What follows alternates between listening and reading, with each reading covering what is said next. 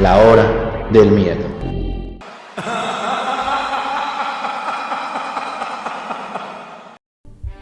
Para muchas personas este día es Semana Santa. En la Semana Santa ocurren historias de horror, que no importa la religión que profeses, el miedo siempre estará esperándote a la vuelta de la esquina.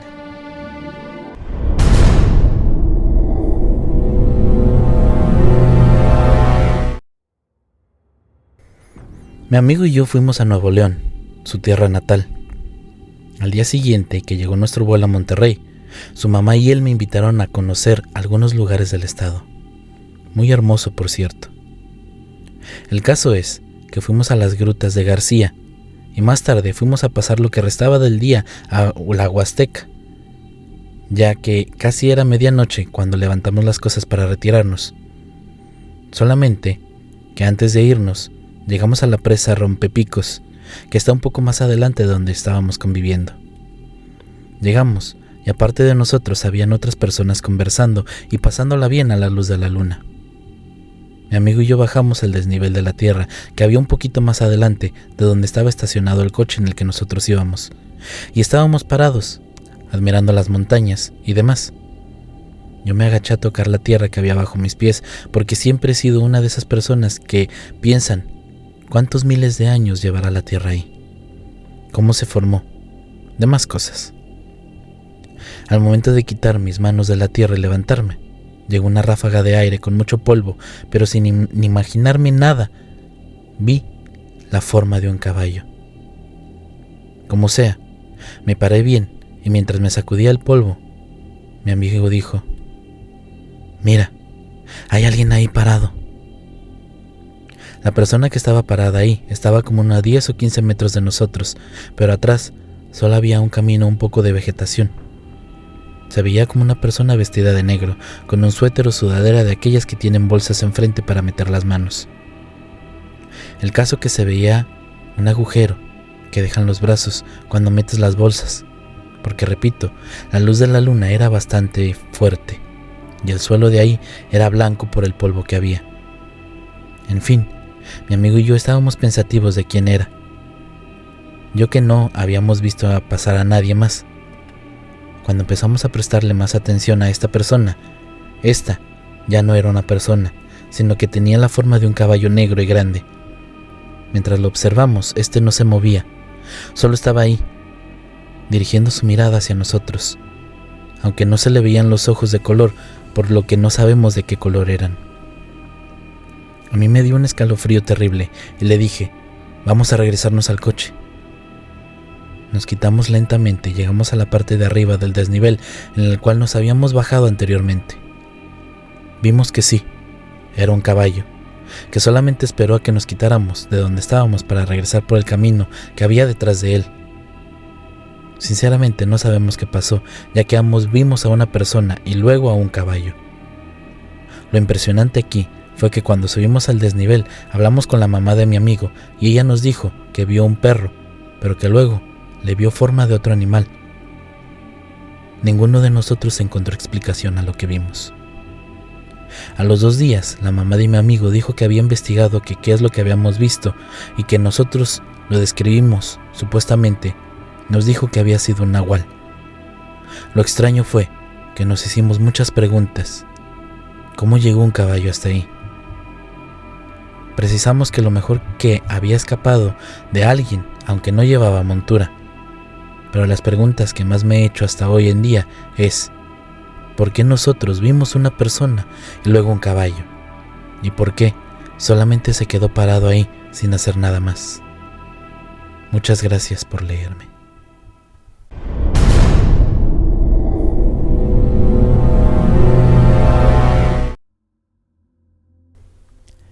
Era viernes de Semana Santa, y como saben, en México es día de descanso y vacaciones para muchos. En esta ocasión decidimos no salir a otros estados y nos quedamos en la Ciudad de México. A últimas horas se decidió irnos de paseo a un pueblito que se encuentra a 1 hora de Toluca, donde se realiza una representación del Vía Crucis en escenarios naturales. El pueblo se llama Sultepec, y es un lugar bonito donde una de las actividades principales es la producción de galletas y diversas artesanías. Estuvimos ahí todo el día, y como suponíamos, el pueblo se llenó de gente de diversos lugares cercanos y de la ciudad, ya que está relativamente fácil llegar ahí. Se hacía tarde y creímos que lo más apropiado era que nos quedáramos en algún hotel para dormir y nos fuéramos a la mañana siguiente. Sin embargo, nos informaron que en el pueblo había muy pocos hoteles y que la mayoría del turismo se iban hasta Toluca y otros sitios cercanos. Así anduvimos todo el resto de la tarde preguntando en diferentes sitios, pero en ninguna parte había cuartos.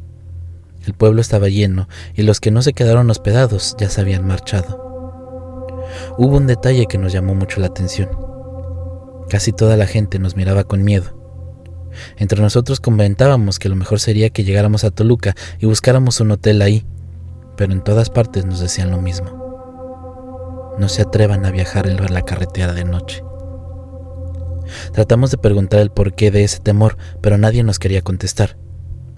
Unos minutos antes de las 10 de la noche, nos metimos un café y empezamos a trazar el cual sería nuestro camino de regreso a casa. Traíamos auto, pero temíamos que no hubiera gasolineras y que se pudiera descomponer en el camino, que no halláramos un mecánico o yo qué sé. Todavía antes de partir, una persona nos abordó en una cafetería. Se notaba el temor en su rostro.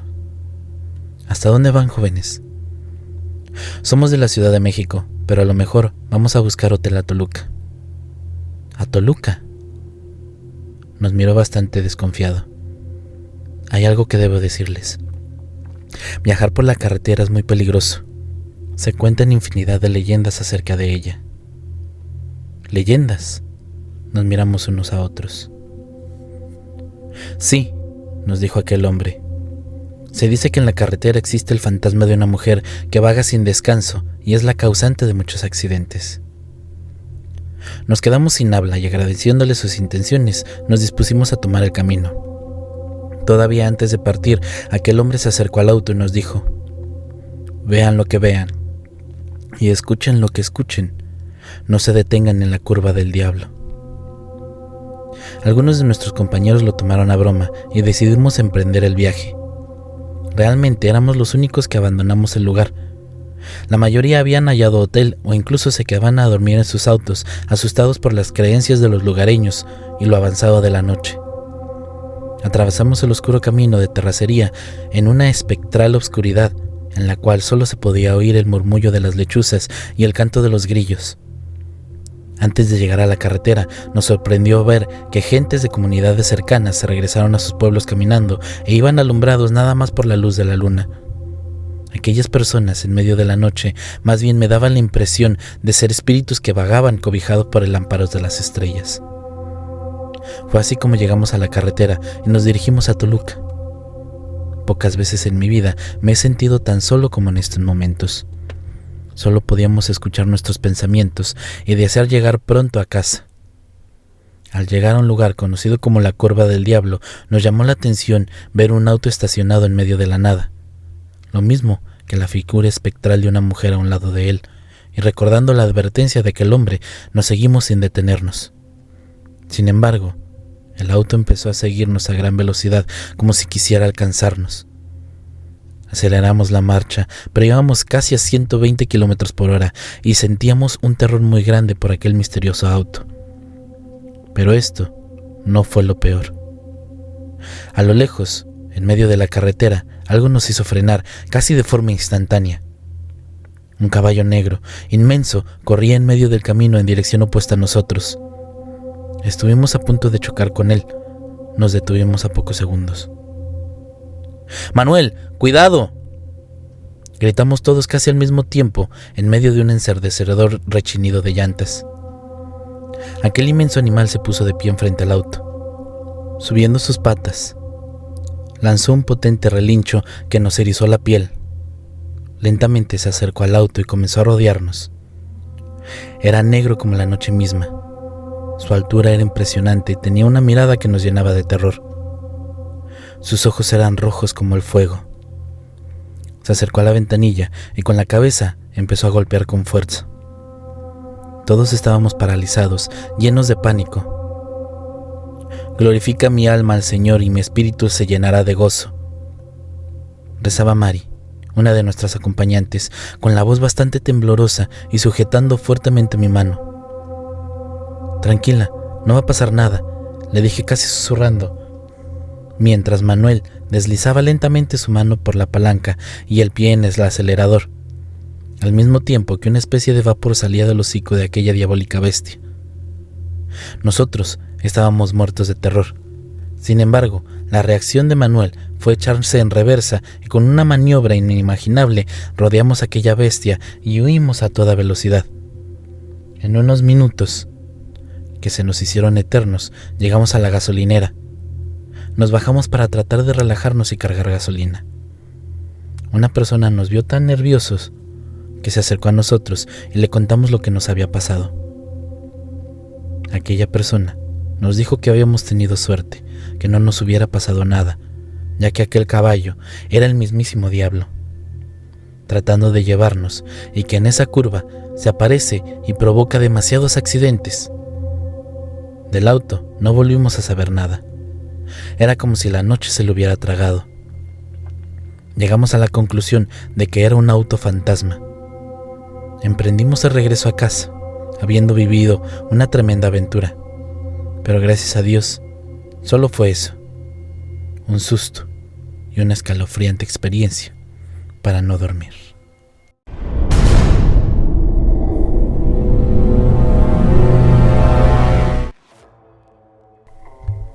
Hola, mi nombre es Eduardo, soy de San Luis Potosí.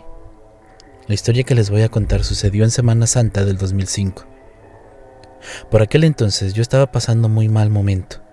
Estaba terminando con mi novia de la prepa y pues un amigo muy cercano a mí me invitó en una caminata muy tradicional por acá, que es una peregrinación de San Juan de los Lagos.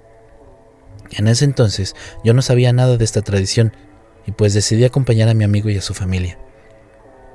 Lo hice solo por vivir la experiencia e irme de aventura. Cabe mencionar que el recorrido es algo peligroso, dado que se camina a la orilla de la carretera y pues hay mucho tráfico de tráilers y cosas así. También se tienen o no se tienen que atravesar cerros. En aquella ocasión, la familia de mi amigo, al yo decirles que no sé nada sobre esta tradición, me explicaron que era para ir a ver a la Virgen de San Juan y darle las gracias o pedir para que te fuera bien en el año o pagar milagros que la Virgen hubiera hecho a alguno de los miembros de la familia. Al yo decirles que no asistía con ninguna de esas intenciones, me sugirieron caminar sin quejas, sin hacer plática a las chicas peregrinas y sobre todo sin maldecir, dado que mucha gente iba con bastante fe. Así que yo accedí y decidí guardar mucho respeto, cosa que después me sorprendió lograr, dado que soy muy mal hablado. En fin, yo no tenía ni idea que durante el trayecto pasaban cosas sobrenaturales. Nadie me lo advirtió, así que no iba con ningún tipo de sugestión. El primer suceso extraño que me pasó fue una de las partes donde íbamos a la orilla de la carretera, cruzando un cerro partido. Era una recta bastante larga. Eran como las 5 o 6 de la tarde. Para esto, yo llevaba un paliacate rojo que me había obsequiado mi hermana para que el sol no me quemara la nuca. Lo llevaba puesto con un buen nudo y en cuando revisaba que el nudo no se aflojara, de repente, en una de las revisiones del nudo, noté que ya no llevaba nada de paliacate, lo cual me causó cierta frustración dado que me iba a quemar. Cabe mencionar que en este trayecto iba en compañía de mi amigo, el que me invitó, y algunas personas más. No éramos muchos y pues empecé a quejarme y me salieron un par de maldiciones en voz baja. Mi amigo, en este rato, me dijo que sugiriéramos y que le bajara mi drama. Yo no le hice caso y seguí quejándome. En este momento se nos acerca un ancianito de unos 75 u 80 años, bastante lúcido y fuerte para la edad que tenía, que por cierto no habíamos visto en el recorrido ni mi amigo ni yo, y me dijo textualmente: «Tome, joven, a mí me sobra este paliacate, sé que le servirá para que continúe su camino». Yo al principio no se lo quería aceptar, cosa que terminé haciendo más que nada por no ofender al señor. Me lo dio y continuó su camino. Mi amigo y yo paramos para que me lo anudara, el paliacate, así que no fue ni un minuto y seguimos. Enseguida empecé a buscar al viejito para agradecerle nuevamente por el paliacate, pero el señor ya no estaba, y era imposible que no lo viéramos porque era una recta, de los dos lados. Este era un cerro partido. Mi amigo y yo nos volteamos a ver, y ya no hicimos ningún comentario. En el penúltimo día de recorrido, nuevamente mi amigo y yo ya íbamos por camino, ciertamente más dado que era una autopista en construcción, y pues todo normal. Esta vez íbamos acompañados de menos gente que otros días. Éramos si acaso unas 15 personas en total. Durante ese trayecto llegamos a un cerro que al parecer el gobierno no había elegido para seguir con la autopista. Era un cerro algo alto y muy grande. Lo tuvimos que subir todos para continuar el mismo camino. Faltarían como unos 15 minutos para las 7 de la tarde, cuando empezamos a subirlo. Ya subiendo por este cerro, yo noté que cada ciertos metros había moños hechos de bolsas de plástico en algunos matorrales secos y algunas ropas desgastadas, playeras pequeñas como de niño. No les tomé mucha importancia, dado que pensé que las desechaban ahí los demás peregrinos. Lo de los moños de bolsa, pues me enteré que eran para que la gente no se perdiera cruzando los cerros por la noche. Según mi amigo, serían casi las 8 de la noche cuando terminamos de cruzar ese cerro. Ya bajando la autopista, seguía y pues seguimos todos. Pasamos unos 15 minutos. Yo ya estaba sumamente cansado y adolorido. Le decía a mi amigo que descansáramos un rato, ya que no aguantaba más. Pero mi amigo, con voz algo nerviosa, me dijo que no, que siguiéramos, que no podíamos descansar ahí. Que me diera prisa para que llegáramos antes de la medianoche al campamento donde el resto de la familia paraba el camión donde llevarían la comida y demás cosas. Muy a mi pesar continué. Estaba exhausto por la sonrisa del cerro anterior, cosa que después se me hizo extraña, porque yo en ese entonces hacía mucho deporte y tenía excelente condición física. Pasaron otros 15 minutos, llegamos a otro cerro, pero este sí estaba partido a la mitad, y en leve curva, seguía la autopista.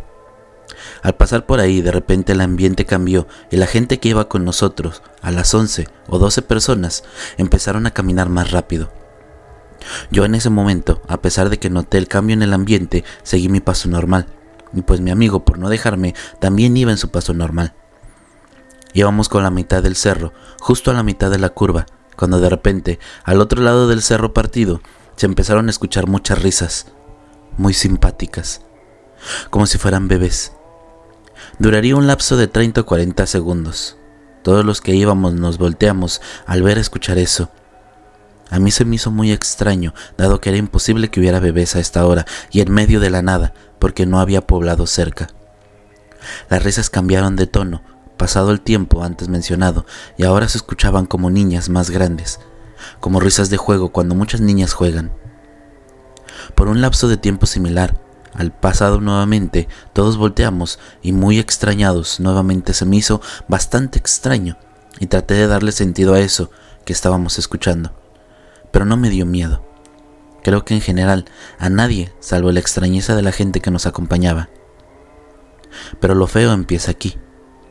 Pasados los 30 o 40 segundos de las risas del juego de varias niñas, estas risas cambiaron abruptamente.